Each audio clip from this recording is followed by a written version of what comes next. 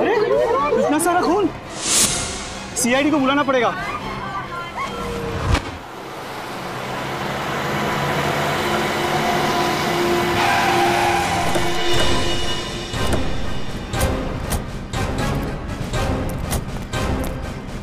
पीछे हटिए। Excuse me, पीछे हटिए। हटिए।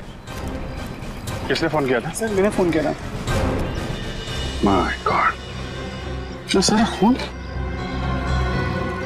क्या हुआ, क्या था? सर बच्चा तेजी से भागता हुआ आया, साइकिल से टकराया और बेहोश हो गया। कहाँ पे? आइए सर मैं बताता आपको। सर इस तरफ। किधर से आ रहा था बच्चा? सर इस तरफ से आ रहा था। ओके।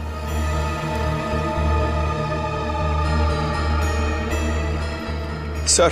हाँ सर लगता है वो खून बच्चे का नहीं है सर। क्या? खून बच्चे का नहीं है? नहीं सर, उसके शरीर पे कोई चोट के निशान नहीं है। तो फिर ये खून आया कहाँ से? हटना बेटा, हटो बेटा। बेटा घबराओ मत बेटा, हैं? आपको कुछ नहीं होगा, हम लोग सीआईडी से हैं। ये खून कैसे लगा आपको? हाँ? हाँ? सर लगता है किसी गहरे सदमे में है, जिसकी वजह से कुछ बोल नहीं पा रहा। सर लगता है ये बच्चा देख नहीं सकता। पंकज एक काम कर, लड़का इस डायरेक्शन से आया ना, तुम इस तरफ जाओ और उधर जाके देखो कि कोई एक्सीडेंट वगैरह तो नहीं हुआ है। विनी, बच्चे को फॉरेंसिक लैब लेके जाते हैं। सारों के साथ भी बताएंगे कि खून का राज क्या है।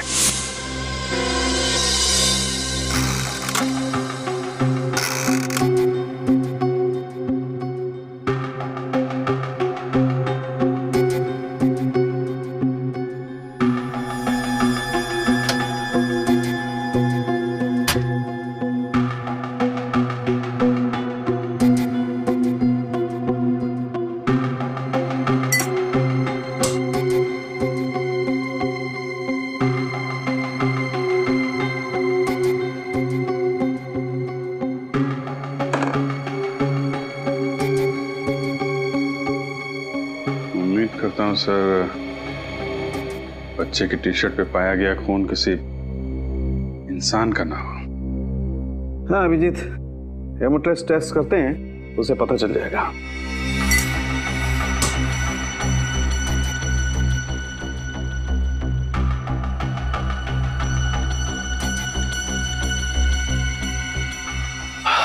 सॉरी अभिजीत, तुम्हारा मनचाहा जवाब नहीं दे सकता। इस शर्ट पर जो खून है वो इंसान का ही है। इंसान का खून है? बच्चे का तो नहीं है ना डॉक्टर साहब? नहीं, बच्चे का नहीं है, क्योंकि बच्चे को कहीं भी चोट नहीं लगी है। Thank God. पर इतना सारा खून आया कहां से होगा? हाँ तारिका। सर इस चप्पल पे जो मिट्टी लगी हुई है उस पर खून मिला हुआ है और उसके साथ साथ घास का तिनका भी। घास का तिनका? मतलब ये बच्चा किसी गार्डन वगैरह से आया होगा। अभी पता करते हैं। तारिका जरा टेस्ट। सर। हाँ श्रेय? सर जिस जगह पर वो बच्चा मिला था, मैंने आसपास का पूरा इलाका छान मारा, कहीं भी कोई हादसा या एक्सीडेंट नहीं हुआ है। पुलिस स्टेशन से चेक किया? जी सर, पिछले 15 दिनों में किसी के भी लापता होने की खबर दर्ज नहीं कराई गई है। कमाल है, फिर ये बच्चा आया कहां से होगा? अभिजीत। हाँ डॉक्टर साहब। अभिजीत, इस शर्ट पर एक नहीं 3 लोगों का खून मिला है। क्या 3 लोगों का खून? माय गॉड, मतलब 3 लोग जख्मी हुए हैं या फिर मारे गए। अभिजीत। हाँ तारिका। अभिजीत इस मिट्टी में जंतु और कीटाणुनाशक दवाइयां मिली है। जंतु और कीटाणुनाशक दवाइयां? मतलब ये बात पक्की है कि बच्चा किसी खेत खलियान से ही गुजरा है। सर उस इलाके की छानबीन करते वक्त हमने वहां कुछ खेत और फार्म हाउसेस देखे थे। Farm house? घास का तिनका, जंतु और कीटनाशक दवाइयां, फार्म हाउस। वाह तारिका जी वाह, आपने तो हमारा काम आसान कर दिया। भाई साहब, सिर्फ तारिका जी ने आपका काम आसान किया? नहीं, ये ऐसा मैंने कब कहा?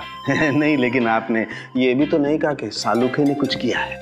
सालुखे साहब, आप भी बिल्कुल क्यूट बच्चों की तरह बुरा मान जाते हो यार। तारिका, ये अभिजीत मेरी तारीफ कर रहा था कि मेरी टांग खींच रहा था? अरे सर, आप भी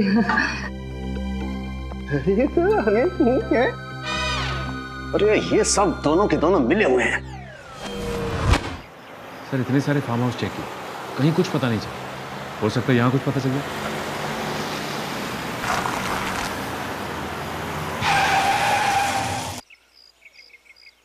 फार्म हाउस के अंदर गाड़ी पार्क्ड है, लगता कोई है अंदर।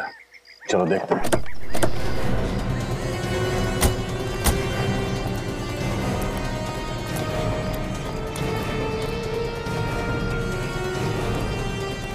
अंदर चल के देखते हैं।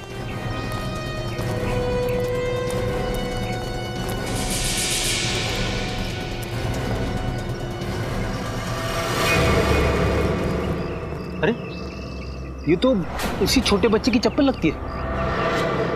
लगता है हमारी तलाश यहीं पे खत्म होगी। चलो सावधान रहना, खूनी अभी भी अंदर हो सकता है।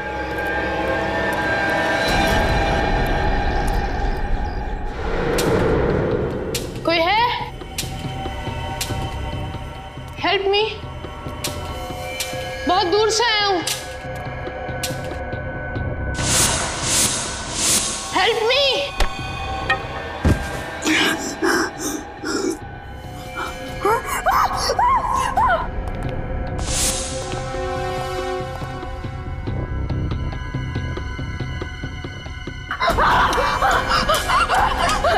बचाओ बचाओ।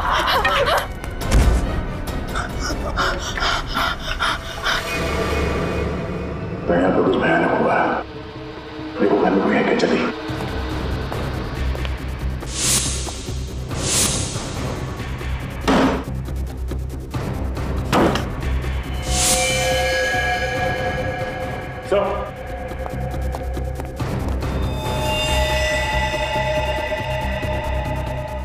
चार लाशें एक घर में। फॉरेंसिक को बुलाओ।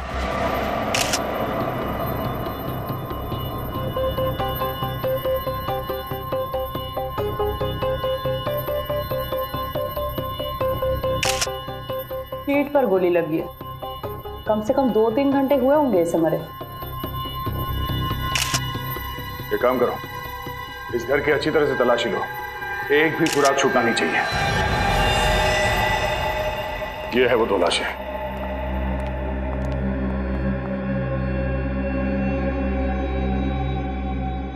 इसे भी ठीक छाती पर गोली मारी गई है, जैसे उस आदमी को कमरे में। यानी डॉक्टर सालों के ठीक बोल रहे थे। तो बच्चा यहाँ इन लाशों से टकराया होगा, जमीन पे गिरा और इन्हीं का खून उसके कपड़ों पे लग गया।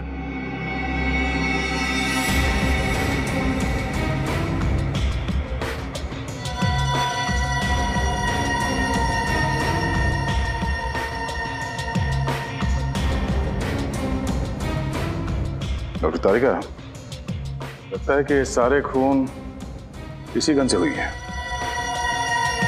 तो खूनी मर्डर वेपन यहाँ पे छोड़ के क्यों भाग गया? मुझे तो लगता है कि इस आदमी ने खुद अपने आप पे गोली मारी है। इस आदमी ने अपने आप पे गोली मारी है? यानी आप ये कहना चाहती हैं कि पहले इस आदमी ने इन तीनों को मारा और उसके बाद खुद अपने आप को गोली मार ली? शायद। सर पूरा घर चेक कर लिया, तिजोरी अलमारी सब कुछ सही सलामत है। सही सलामत है? मतलब चोरी का मामला नहीं है? सर हाँ, सारे दरवाजे और खिड़कियां भी सही सलामत है। इसका मतलब है खूनी जबरदस्ती इस घर में नहीं घुसा है। हो सकता है ये चारों मरने वाले उस खूनी को जानते हो और इन्हीं लोगों के साथ वो यहाँ इस फार्म हाउस पे आया होगा।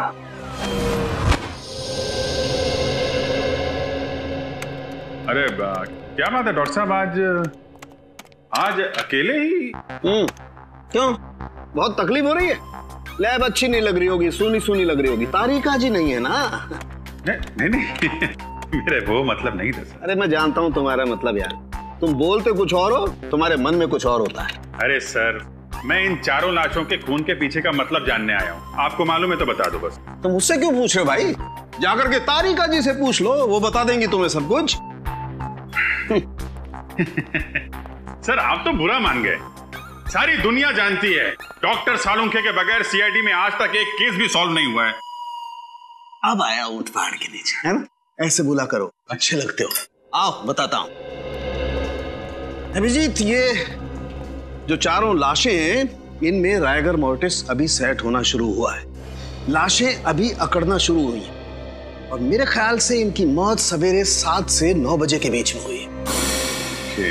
और ये बैलिस्टिक रिपोर्ट क्या कहती है? गोली इसी गन से चली है।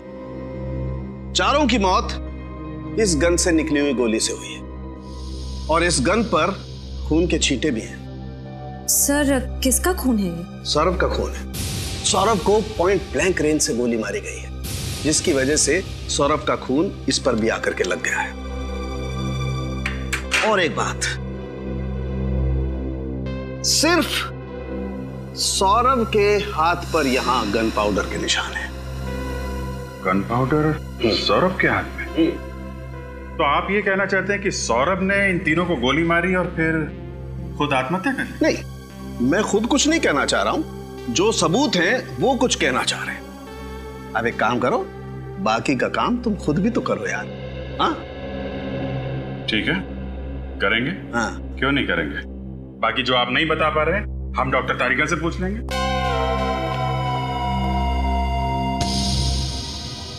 पूर्वी, इस सौरभ के पास से जो गन मिली थी उसके बारे में क्या पता चला? किसकी थी वो गन? वो गन इसी के नाम पे रजिस्टर्ड थी। वो गन सौरभ के नाम पर ही रजिस्टर्ड है। और फिर सालुंखे को जो गन पाउडर के ट्रेसेस मिले वो भी सौरभ की उंगलियों पर।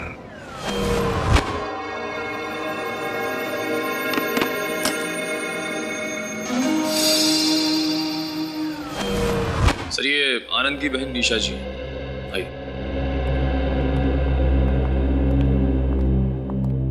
आइए निशा जी, देखिए हम आनंद और उसके दोस्तों के बारे में कुछ जानना चाहते हैं ताकि हमें केस सॉल्व करने में मदद मिले।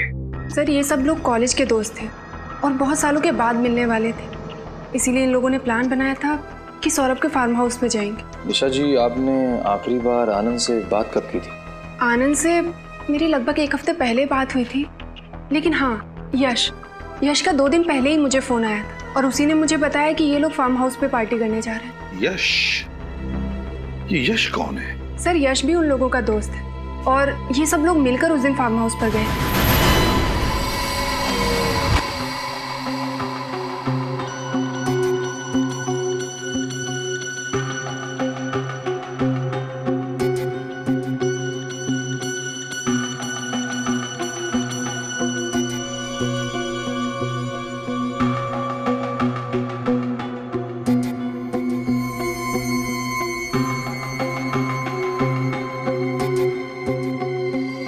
सौरभ, विशाल, आनंद और नितिन, 4 ही लोग तो थे फार्म हाउस पर।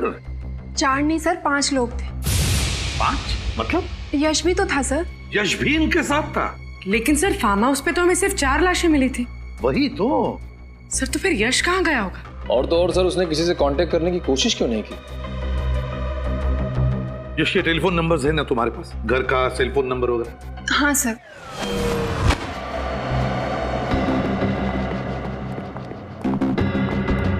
ये देखो, कोई सुराग मिला डॉक्टर तारिका? पता नहीं कितने काम का है, लेकिन थोड़ा अजीब जरूर है। क्यों? अजीब क्या है? इस बाल की लंबाई देखो। यहाँ पर जितने भी लोग मरे थे उनमें से किसी के भी बाल इतने लंबे नहीं थे।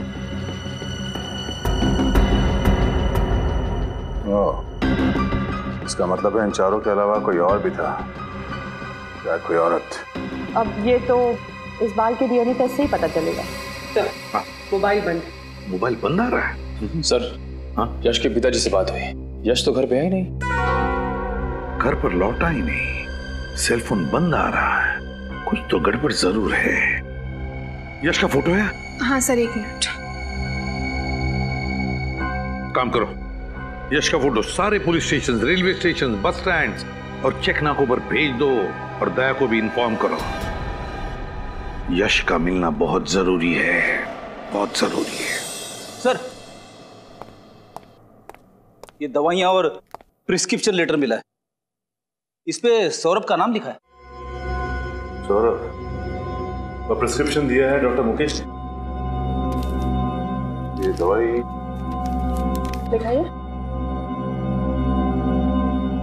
ये दवाइयां तो अक्सर उन लोगों को दी जाती है जो डिप्रेशन और टेंशन के शिकार होते हैं। वाह, तो सौरभ को किस बात की टेंशन थी, अब वो तो ये डॉक्टर मुकेश ही बताएंगे।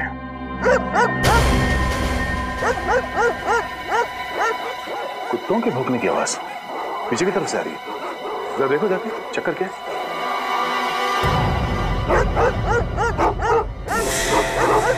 भौंकने की आवाज इधर से आ रही है, इस तरफ।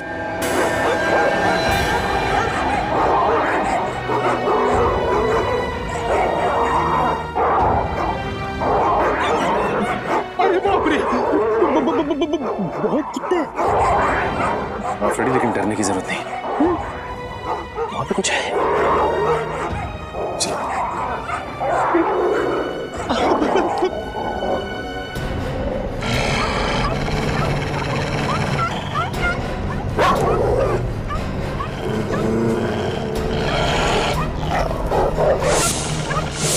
My God.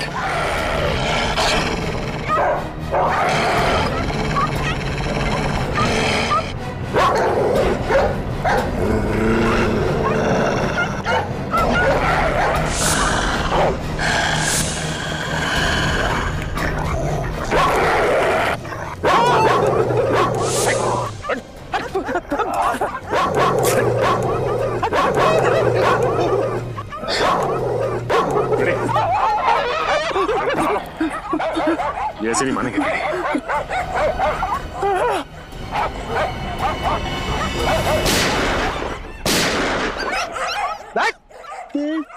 फ्रेडी से टक्कर।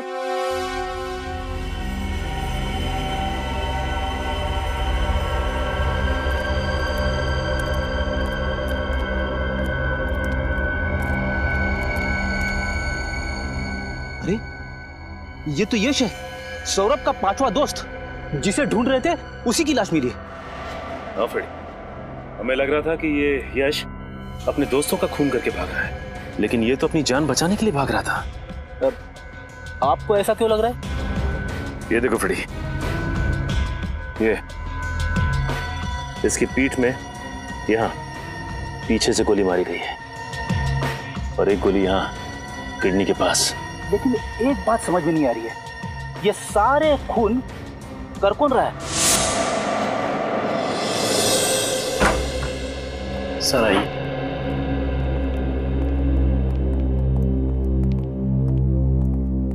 सर, सीआईडी ऑफिसर साहब से मिलना है। मैं बाद में बात करता हूँ, बैठिए।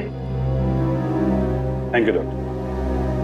मिस्टर सौरभ का इलाज आप ही करते हैं? हाँ, कई सालों। ये दवाइयाँ आप ही ने सौरभ जी को प्रिस्क्राइब की थी? जी हाँ। क्या बीमारी थी सौरभ को? डिप्रेशन, बेचैनी, टेंशन लेना। लेकिन आप ये सब मुझसे क्यों पूछ रहे हैं? दरअसल एक फार्म हाउस में हमें सौरभ की लाश मिली। लाश? कैसे हुआ? पक्का तो कुछ नहीं कह सकते, लेकिन अभी सिर्फ इतना पता चला है कि उसकी मौत गोली लगने की वजह से। गोली चलाई गई उस पर? सिर्फ उनका ही नहीं, उनके 4 दोस्तों का भी खून हुआ। और हमें शक है पहले उन्होंने उन चारों की जान ली, फिर अपने आप को भी मार लिया। मुझे नहीं लगता कि सौरभ ने किसी का खून किया होगा। मैं कई सालों से उसका इलाज कर रहा हूँ और उसकी हालत में काफी सुधार था। लेकिन पूरी तरह से तो ठीक नहीं हुआ। लेकिन उससे ऐसी कोई बीमारी नहीं थी कि इंसान उस बीमारी में किसी का खून कर दे। उसकी दवाइयों का भी कोई साइड इफेक्ट नहीं था। लेकिन सर वो तो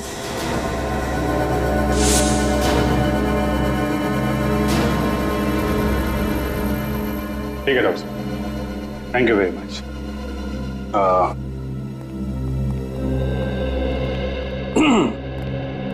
छोड़ने नहीं चलोगे?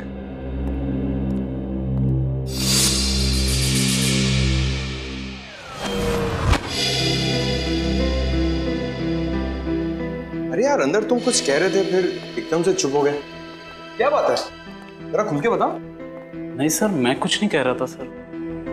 देखो, सौरभ के बारे में जो कुछ भी जानते हो मैं बता दूं। देखिए सर, मुझे ये सब मामले में मत घसीटिए सर। मैं गरीब आदमी हूँ सर, मेरी एक बूढ़ी माँ है सर। कुछ नहीं होगा तुम्हें, ये मेरा वादा है। जो कुछ जानते हो सच सच बता दो। घबराओ मत, बता दो सब कुछ।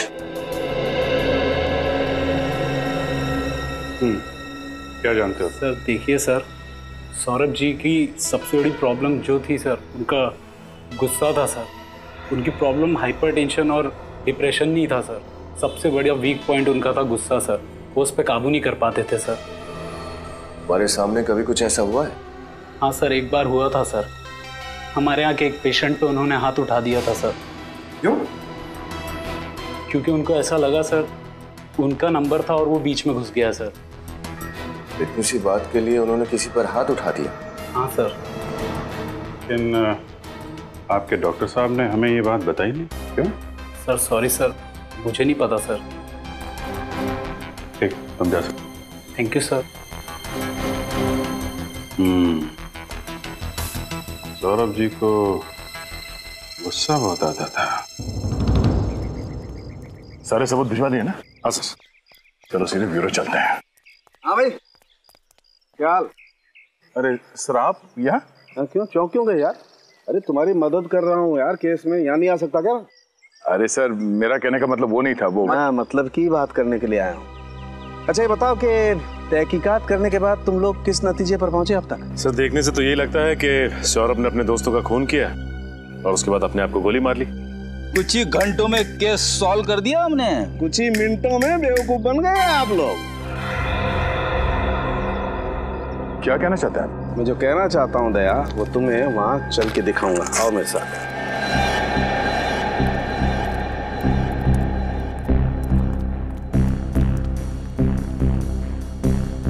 यही जगह है ना जहां पर सौरभ की लाश थी? हाँ सर, यहाँ पे। हाँ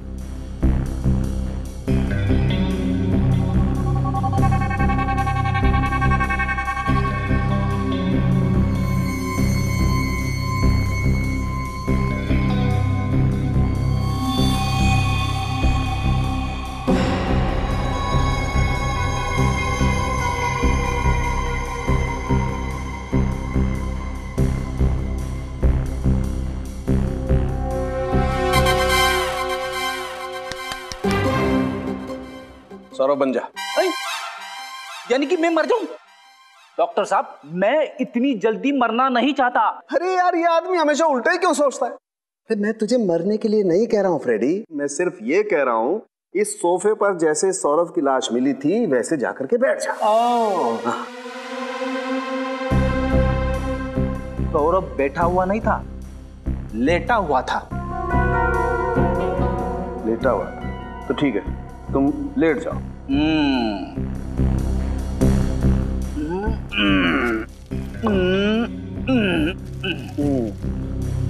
ऐसे ही लेटा हुआ था दया? ये पैर ऐसे ऊपर? हाँ। और गर्दन ऐसे पीछे? पीछे की तरफ। ओह। दया, अगर किसी इंसान को अपने आप को गोली मारनी होगी तो स्वाभाविक रूप से उसे थोड़ा सा आगे की तरफ झुकना पड़ेगा। खड़े, आगे की तरफ झुक। अरे क्या मुसीबत है डॉक्टर साहब? अरे मुसीबत कुछ नहीं है, जो कह रहा हूँ कर, आगे झुकना। कैसे झुकूं? अटक जाऊंगा। अरे पैर नीचे कर यार। हाँ, ऐसे ऐसे, ये। अब जैसे सौरभ ने अपने आप को गोली मारी थी ना, वैसे गोली मार। लेफ्ट हैंड से नहीं, राइट हैंड से। सौरभ लेफ्ट हैंडेड था। नहीं, सौरभ राइट हैंडेड था। वो राइट हैंडेड था, ये आपको कैसे पता चला? दया, मैंने सौरभ का ड्रिंक का ग्लास अच्छी तरह से चेक किया है। उस पे जितने भी फिंगरप्रिंट्स हैं सौरभ के, वो सब राइट हैंड के हैं। इसलिए मैं कहता हूँ कि सौरभ राइट हैंडेड था। ऐसे कोई आदमी अपने आप को गोली मारेगा इस तरीके से बैठ करके, तो खोपड़ी से खून के छींटे जाएंगे वहां, इस तरफ, ऊपर की तरफ। लेकिन यहाँ तो खून के छींटे नहीं, खून के छींटे हैं वहां, पीछे की तरफ। और वो तभी जा सकते हैं जब आदमी ऐसे लेटा हो और कोई उसे यहां से गोली मारे। पैरों से सौरभ की लाश यूं पड़ी हुई थी। अब दया, मैंने अपनी पूरी जिंदगी में किसी इंसान को ऐसे लेट करके अपने आप को गोली मारते हुए नहीं देखा। इसका मतलब है सौरभ ने आत्महत्या नहीं की थी, उसका भी खून किया गया है। बिल्कुल, सौरभ का खून ही हुआ है और किसी ने उसे तब गोली मारी है जब वो ऐसे पैर फैला करके आराम से सो रहा था।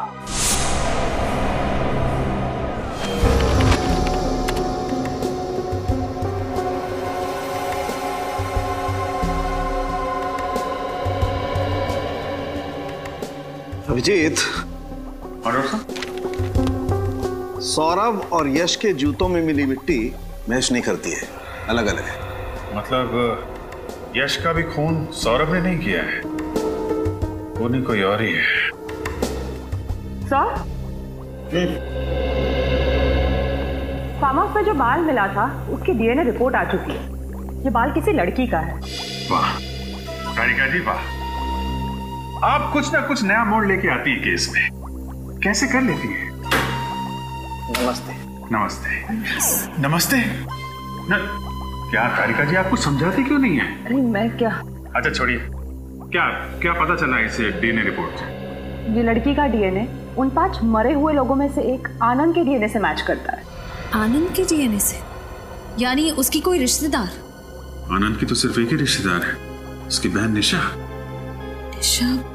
लेकिन सर जब निशा ब्यूरो में आई थी तब उसने बताया नहीं था कि वो भी फार्म हाउस गई थी। अपराधी अपने आप तो बोलेगा नहीं कि मैंने अपराध किया है, उससे सच उगलवाना पड़ता है। हाँ? अरे कुछ नहीं, मुझे थोड़ा सा टाइम लगेगा।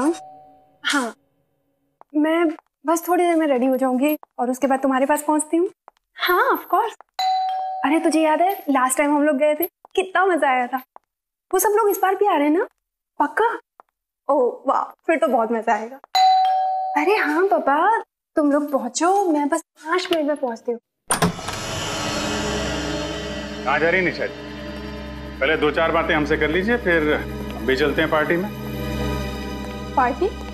What nonsense. हम तो सेंस में है मैडम, लेकिन आपको देख के लगता है कि आप अपने होश खो बैठी। आप कहना क्या चाहते? आपको देख के लगता नहीं है कि आपको आपके भाई की मौत का दुख है? ऐसा लग रहा है कि आप पार्टी करने जा रही हैं।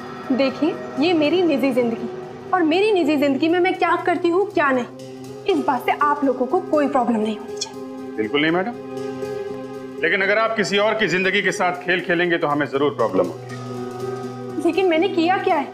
सबसे पहले आपने हमसे झूठ बोला है कि आप उस रात सौरभ के फार्म हाउस में नहीं थी। मैं क्यों झूठ बोलूंगी? क्यों झूठ बोलेंगे ये आप बताइए, क्योंकि अगर हमने साबित कर दिया तो आपके लिए मुश्किल हो जाएगी।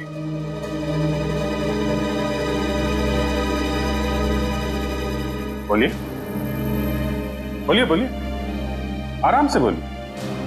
हम समझते हैं कि मुंह से सच निकलने को थोड़ा वक्त लगता है, लेकिन आपके पास सबूत क्या है इसका? फोरेंसिक रिपोर्ट है हमारे पास जो साफ साफ साबित करती है कि आप उस वक्त फार्म हाउस में थी। अगर आपको वो रिपोर्ट देखनी है, चलिए हमारे साथ ब्यूरो। हाँ, मैं उस दिन फार्म हाउस गई थी, लेकिन इस खून से मेरा कोई लेना देना नहीं। हमें सब कुछ पता चल चुका है निशा जी। आपके भाई के साथ आपकी बनती नहीं थी, प्रॉपर्टी का केस चल रहा था, और उसकी मौत के बाद आपका रास्ता साफ हो गया और प्रॉपर्टी आपके नाम हो गई। हाँ, ये बात सच है कि मेरी और आनंद की बिल्कुल नहीं बनती। तो फिर आप वहां फार्म हाउस क्यों गई? क्योंकि सौरभ और बाकी लोगों ने मुझे फोर्स किया, कहने लगे कि इतने सालों के बाद मिल रहे तो तुझे आना ही होगा। मैं गई जरूर थी, लेकिन मैं थोड़ी देर बाद ही वहां से निकल गई। क्यों? क्योंकि उस रात आनंद और मेरा झगड़ा हुआ था और मेरा मूड ऑफ हो गया, तो मैंने वहां से जाना ही जरूरी समझा। ये बात आपने पहले क्यों नहीं बताई हमें? मैं डर गई। मुझे लगा कि अगर मैं आप लोगों को ये बात बताऊंगी तो आप लोग उल्टा मेरे ऊपर ही शक करने लगेंगे। वहां से निकलने के बाद आप कहाँ गए? उसके बाद मैं घर पे आकर सो गई थी। वाह, बहाना अच्छा बनाया ताकि किसी गवाह की जरूरत ना पड़े। लेकिन जब तक ये केस सॉल्व नहीं हो जाता आपको ब्यूरो में रहना पड़ेगा।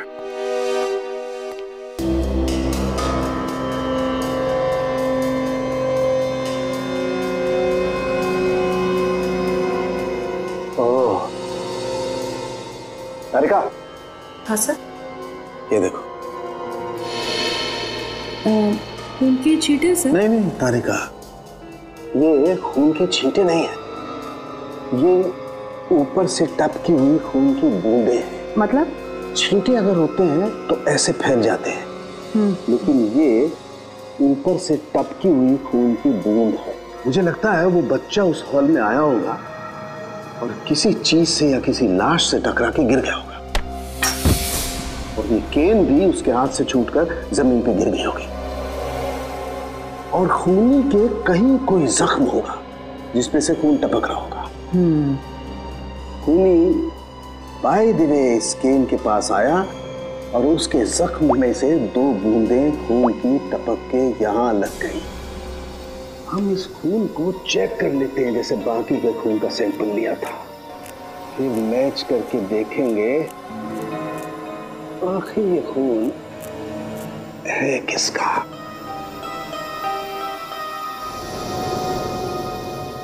ये देखो तारिका, ये उन 5 लोगों के ब्लड का सैंपल है, और ये खून है जो स्कैन पे लगा हुआ था। एक काम करो, अपने रिकॉर्ड में चेक करो कि किसी से मैच होता है क्या।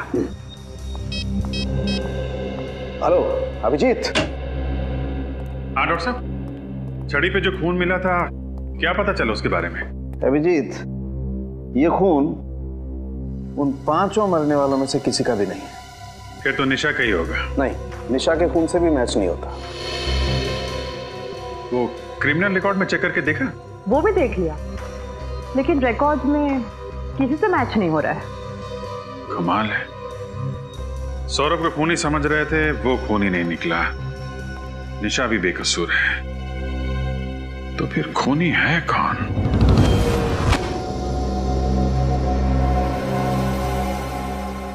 एक बात तो पक्की है कि इन 5 में से किसी ने भी किसी को नहीं मारा, और ना ही किसी ने आत्महत्या की है।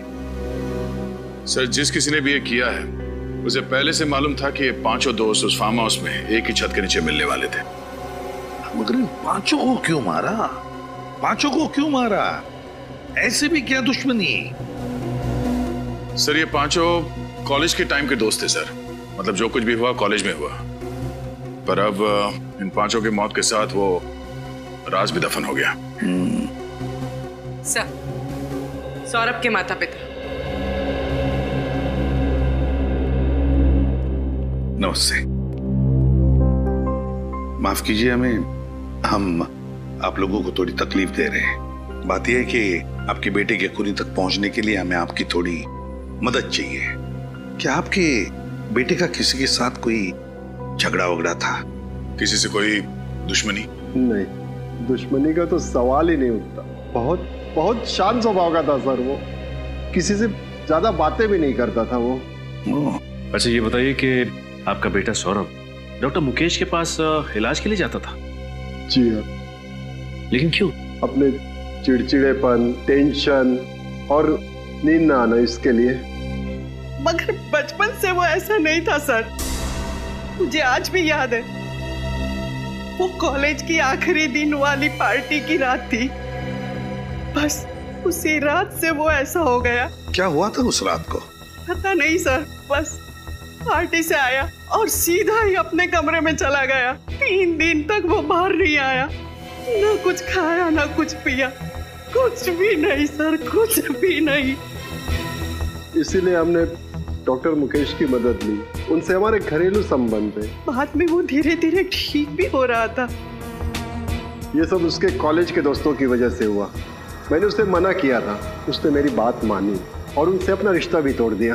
तो फिर वो उनके साथ फार्म हाउस क्यों गया था? वो उसके दोस्त आनंद का फोन आया था, बोला बहुत साल के बाद मिल रहे हैं तो आ जाओ, और वो गया, फिर लौट के वापस नहीं आया, लौट के वापस नहीं आया। पूर्वी जरा इन्हें छोड़ा ना। सर, इन पांचों के साथ जो कुछ भी हुआ उस फार्म हाउस में, उसका संबंध कॉलेज के आखिरी दिन वाले पार्टी से ही है सर। हाँ तभी कुछ तो हुआ है। दया, पता लगाना पड़ेगा इन पांचों के बारे में, पता लगाना पड़ेगा इनके अतीत के बारे में, तभी पता चल जाएगा क्या हुआ था उस रात को। सर, अजीत से फोन पर सारी बात हुई थी। उसने बोला था कि हल्के नीले कलर की टी शर्ट में यहीं पर जॉगिंग कर रहा है और यहाँ पर जो ठेला है उसी के पास मिलेगा। कोई दिख नहीं रहा सर यहाँ। देखते हैं। ये सामने से आ रहा है नीली शर्ट में, शायद यही है, अजीत ही है।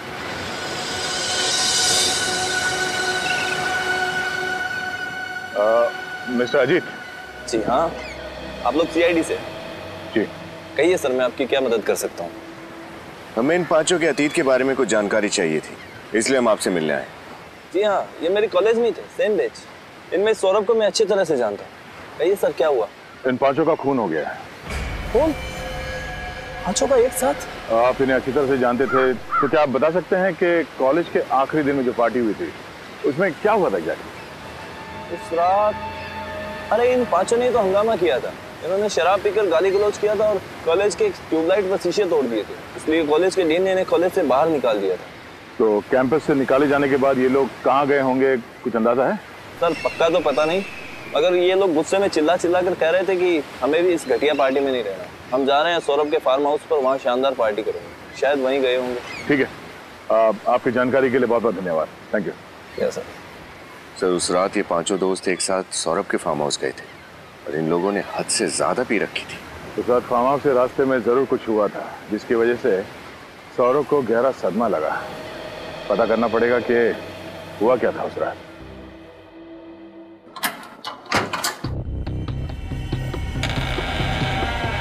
खूनी मेन दरवाजा खोलकर हॉल के अंदर आया,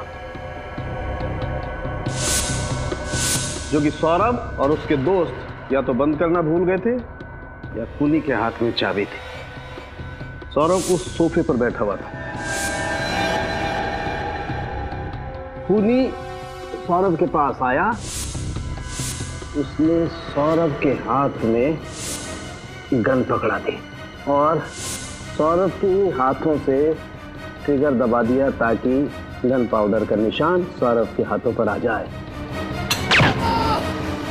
सौरभ की चीख सुनकर विशाल कमरे में से बाहर आया और जैसे विशाल कमरे से बाहर आया, खूनी ने उस पर भी गोली चला दी। विशाल को गोली लगने के बाद आनंद और नितिन हॉल में आए। मुझे मत मारो। खूनी ने आनंद को भागने का मौका नहीं दिया और उसके सीने पे गोली मार दी। भागने का मौका मिलते नितिन दरवाजे की तरफ भागा।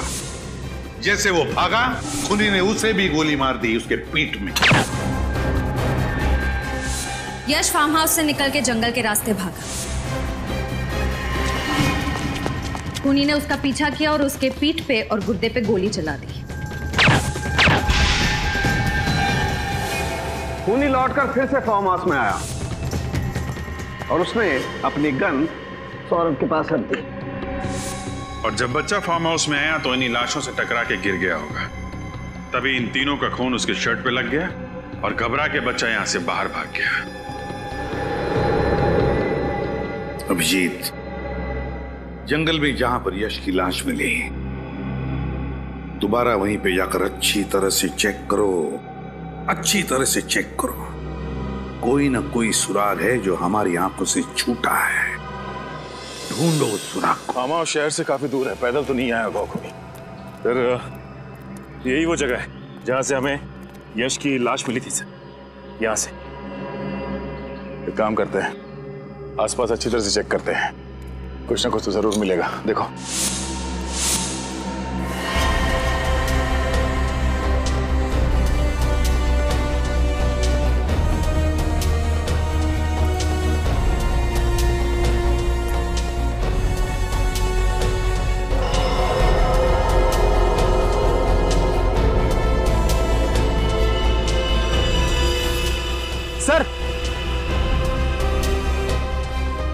हाँ फ्रेडी, ये देखिए सर, शर्ट का फटा हुआ टुकड़ा, इस पे खून लगा है।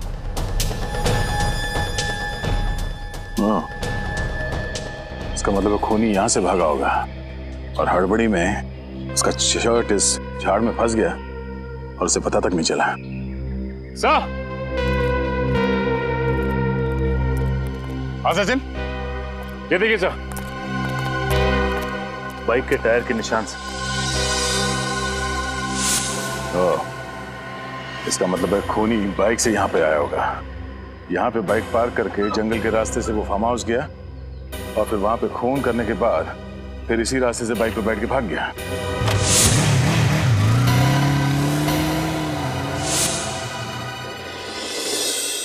ओके। हाँ सर। सर, उस कपड़े के टुकड़े से उसे पहनने वाले का पता चला? देखो दया, कपड़ा किसने पहना था, खूनी कौन है, ये ढूंढना आप लोगों का काम है। मेरा काम है जो सुराग और सबूत मिले हैं उनकी जांच करके हकीकत आप लोगों के सामने रख देना। तो सर, फिर इस सुराग से क्या हकीकत सामने आई है? इस कपड़े पर सौरभ के खून के अंश पाए गए और इस कपड़े पर मर्क्यूरी और कोयले के अंश भी मिले हैं। कोयला और मर्क्यूरी? शायद मेरे पास इसका जवाब है। जब हम नक्शे में फार्म हाउस ढूंढ रहे थे तब मेरी नजर यहाँ पड़ी। एक कोयले का खान है यहाँ पे, फार्म हाउस के रास्ते पे। सर, यानी कि ये खूनी कोयले की खदान में काम करता होगा या फिर उसके आसपास रहता होगा। सचिन, 5 दोस्तों की मौत हुई। उनके एक और दोस्त अजीत का कहना है कि कॉलेज की पार्टी के बाद वो 5 सौरभ की गाड़ी में फार्म हाउस जाने के लिए रवाना हुए थे और सर उसके अगले ही दिन ये आर्टिकल छपा था। जेपी मार्ग में हुई दुर्घटना। एक तेजी से आती कार ने राह चलते आदमी को टक्कर मार दी जिसकी जगह पे मौत हो गई। जेपी मार्ग तो ये फार्म हाउस के रास्ते पे पड़ता है। हाँ सर, और इन लोगों के निकलने के ठीक 45 मिनट बाद ये एक्सीडेंट हुआ था। सर, हो सकता है कि ये सौरभ शराब के नशे में धुत होकर गाड़ी चला रहा और उसका एक्सीडेंट हो गया। हाँ, और इसीलिए उस हादसे के बाद वो गुमसुम हो गया और 3 दिन तक वो अपने कमरे से बाहर नहीं निकला। सो ये देखिए, इसमें यह भी लिखा हुआ है कि मरने वाले का 12 साल का बेटा इस एक्सीडेंट का चश्मदीद गवाह था, लेकिन गाड़ी चलाने वाला और उसके साथी वहां से भाग गए और कभी कानून के हाथ नहीं लगे। एक बात और सर, जिस आदमी का एक्सीडेंट हुआ था वो विजयनगर बस्ती में रहता था। विजयनगर बस्ती, और वो भी इस कोयले के खान के पास ही है।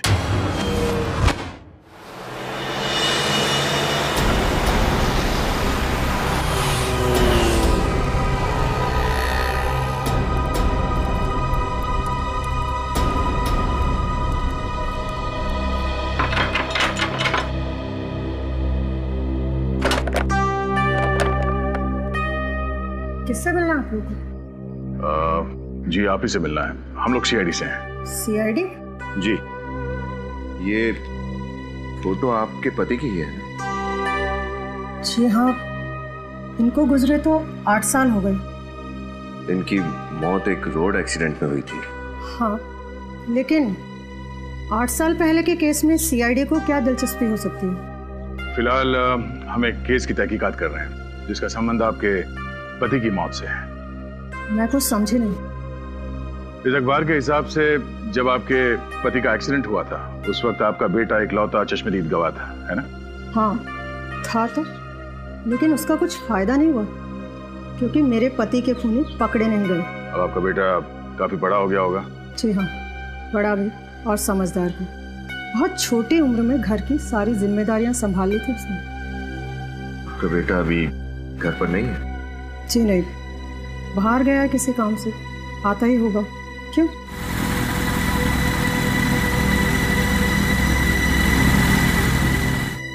ये लीजिए, आ गया मेरा बेटा। सीआईडी।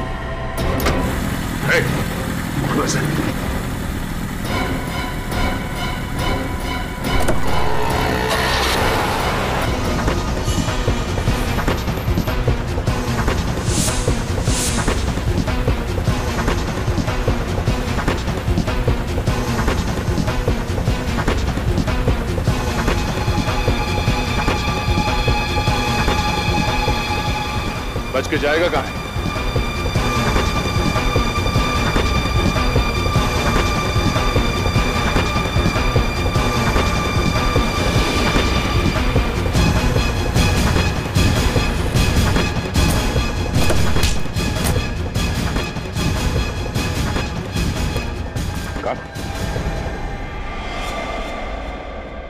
सर ये तो डॉक्टर मुकेश का असिस्टेंट है। हमारा इलाज नहीं करोगे? हाँ? रंजीत, डॉक्टर मुकेश का असिस्टेंट रंजीत, उन 5 लोगों का खून तुमने ही किया है ना? हाँ मैंने ही खून किया है, लेकिन मुझे इस चीज का कोई पछतावा नहीं है, क्योंकि उनको जीने का कोई हक नहीं था। क्योंकि उनकी वजह से तुम्हारे बाबा की एक्सीडेंट में मौत हो गई थी। हाँ? हाँ, मेरे बाबा ने मेरे आंख के सामने दम तोड़ा।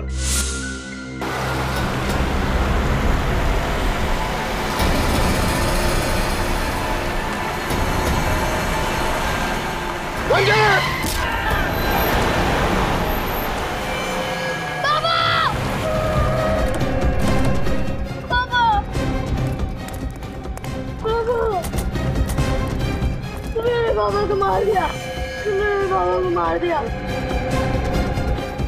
बाबा, बाबा।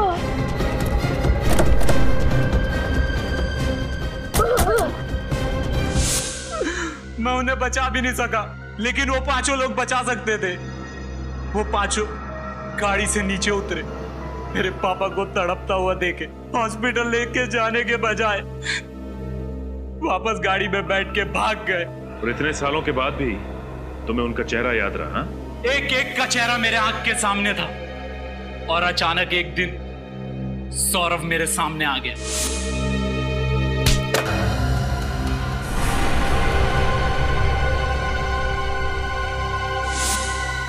और मैंने उसे फौरन पहचान लिया और मैंने उसका पीछा किया।